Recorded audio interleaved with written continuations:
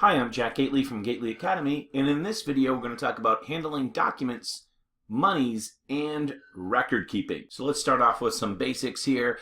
First, in regards to an agency or brokerage, the agency or brokerage must maintain a, quote, regular place of business. So that is some place that it does business.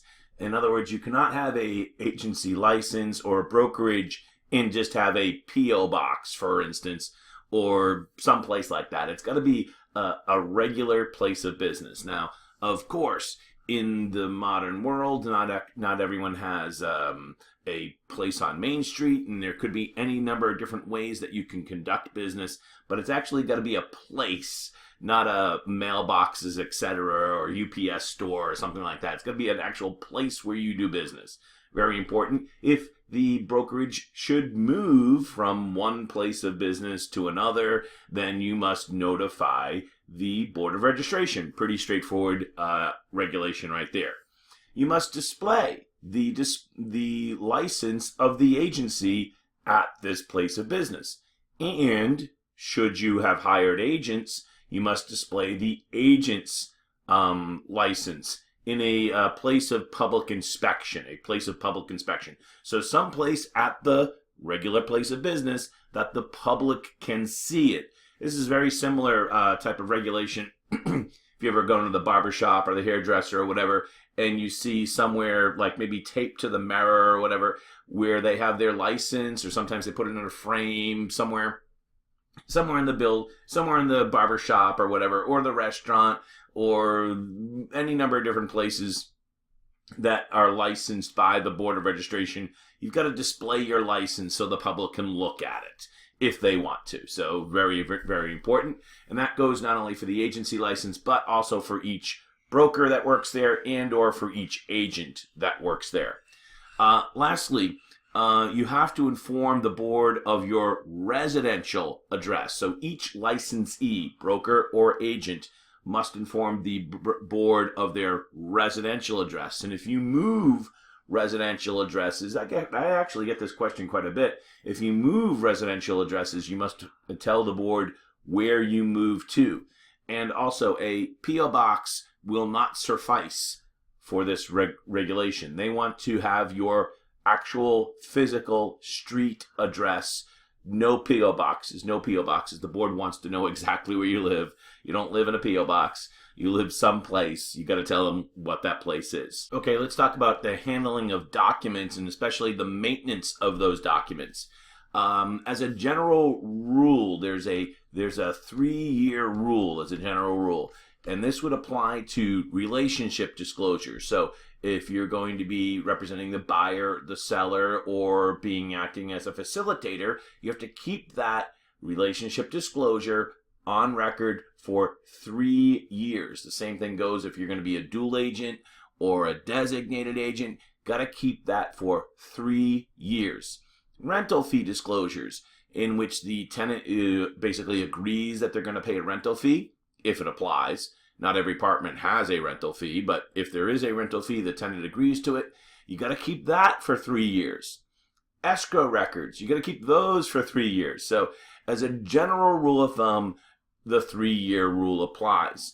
I would just say that anything that would go into that deal folder, whether it would be any document, really, any document related to the deal, you should be keeping that by default for at least 3 years. That's a really good safe practice, and it sounds like a really good exam question. In talking about relationship disclosures, if you're hosting an open house, you must display the pre-existing relationship that you most likely have with your seller. So if you're hosting an open house, it's a pretty good chance you're a listing agent, likely, although there could be some exceptions to that, but likely you're the listing agent, and you must display that in a manner which, according to the regulation, says in a manner which is more conspicuous than any of the other printed material that you might be presenting there. So you may have seen this at an open house where some agents have like a little display stand. Sometimes it's like a plastic display stand, and it's got a little angle to it. And within there, you can slide in a little sheet of paper and they prop it up there on the kitchen counter or something like that. That's because they're explaining that they already have a pre-existing relationship with the seller. So theoretically, the consumer can understand that the agent hosting the open house already works for the seller. Now, that doesn't necessarily preclude them in the future from being a dual agent, but it notifies the consumer that the person they're meeting that day at the open house does, in fact, at this moment, at least work exclusively for the seller. So you might see that in an open house, and if you're not doing it yourself, you're supposed to. And lastly, for this video, a quick discussion about escrow accounts. And a quick note as well, this is actually only on the broker exam, but if you salesperson folks are watching it, I think it's a good thing to know anyways. So, hey, it's only been a minute or two, stick with it. Escrow accounts. You're, as a broker, and only broker of records or sole proprietor brokers are allowed to have an escrow account. As a broker of one of those two types of entities, one escrow account is suitable for multiple transactions. Get that question a lot. I think there are folks that get confused between an escrow account and a security account deposit. A security account or a security deposit, each security deposit for every single rental unit. So if you have a 3-bedroom multifamily home, you actually have to have a separate security deposit account for each unit in the house. But that's for rentals. That's for people that own property that are taking security deposits, not a real estate agency. A real estate agency or a sole proprietor broker can have an escrow account, and it's just one escrow account for multiple transactions. So like at Jack Gately Real Estate, I have my operating account for the business and the escrow account. Neither of the two shall ever meet. Those are separate accounts, but one escrow account for multiple transaction, that's just fine. You can totally do that. It can be interest or non-interest bearing. Also a very common account question. If it happens to be interest bearing, then you need to account for that interest. And then lastly, and this is really super important, any record that is relative to the escrow account, the date received, the date deposited, and that actually can be two different things, right? You may have received a check but not deposited it right away. The source of the funds, the check number, the date withdrawn. You got to all clearly show that who this money belongs to. Remember, any money in the escrow account is not agency money and shall never be considered future commission. That also sounds like a really good test question.